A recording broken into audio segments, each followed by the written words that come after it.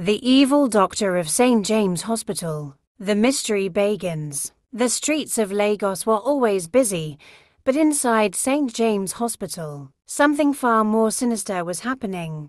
Dr. Chukwudi, a well-respected doctor, was known for his kindness and charm. Women trusted him, and parents brought their children to him, believing they were in safe hands. But Mama Nkechi, a local woman in her mid-40s, began to notice something strange. Pregnant women would come to the hospital to deliver their babies, but some never left with their children. Whenever she asked, the nurses would give excuses. The baby didn't survive, or the mother was too weak to keep the child. At first, she ignored it, but as months passed, too many children went missing. The woman who spoke, but no one listened. Mama Nkechi worked as a cleaner at the hospital, and one night, she overheard a conversation that made her blood run cold. A nurse whispered to Dr. Chukwudi, "The buyers are ready. How many do we have?" Dr. Chukwudi smiled and said, "Two fresh ones. One for the market, one for the rituals."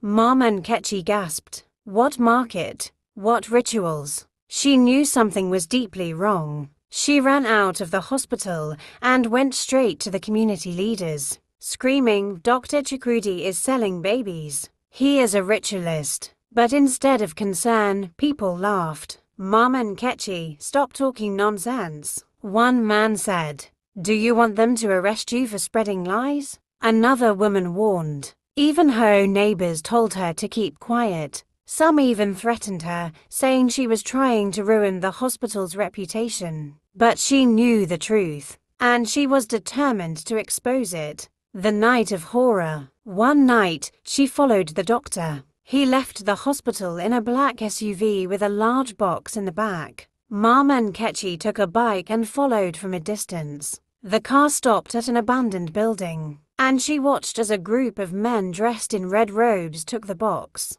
They opened it, and inside was a crying newborn baby. One of the men took out a knife, ready to cut off the baby's body parts for rituals. Mama Nkechi screamed and rushed toward them, but they grabbed her. "You have seen too much," one of them growled. They dragged her inside, ready to silence her forever. The moment of truth. But just before they could harm her, the police stormed the building. Gunshots filled the air. Officers arrested Dr. Chukwudi and his gang. Someone had tipped them off a young nurse who couldn't live with the guilt anymore. Inside the building, the police found dozens of baby remains cut into pieces. Some babies were still alive, locked in cages like animals. Lagos woke up the next morning to the most shocking news ever. Dr. Chukwudi, the trusted doctor, was a monster in disguise. The aftermath and lesson. Mama Nkechi became a hero, but at a great cost many had to suffer before the truth came out. People realized their mistake. They had ignored the warnings because they didn't want to believe that evil could hide behind a kind smile. Never silence the voice of truth. Sometimes the people who warn us first are the ones we call crazy. Evil thrives when good people keep quiet. If not for the brave nurse, more children would have died.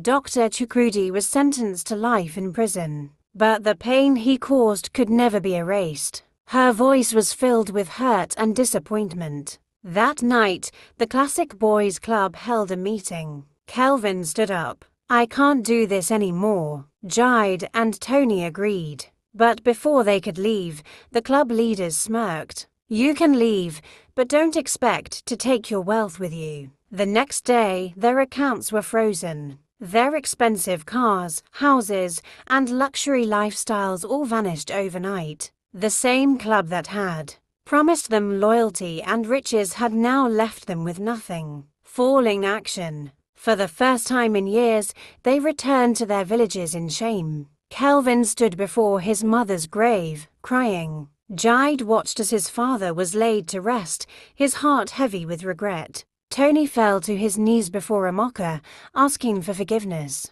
But the damage had already been done. Lessons and moral of the story. 1. Family is the only true support system. Wealth means nothing if you abandon the people who love you unconditionally. 2. Money without compassion is meaningless. Riches cannot replace the warmth of family. 3. Bad friendships will lead to bad endings. The classic boys promised loyalty but turned their backs when it mattered most. 4. Life will always remind you of what truly matters. The same money that made them arrogant disappeared overnight. In the end, Kelvin died, and Tony learned the hardest lesson of their lives. No amount of wealth can replace the love of family. But for them, it was too late. Final thought. If you were in their shoes, would you choose money and false brotherhood or family and true love?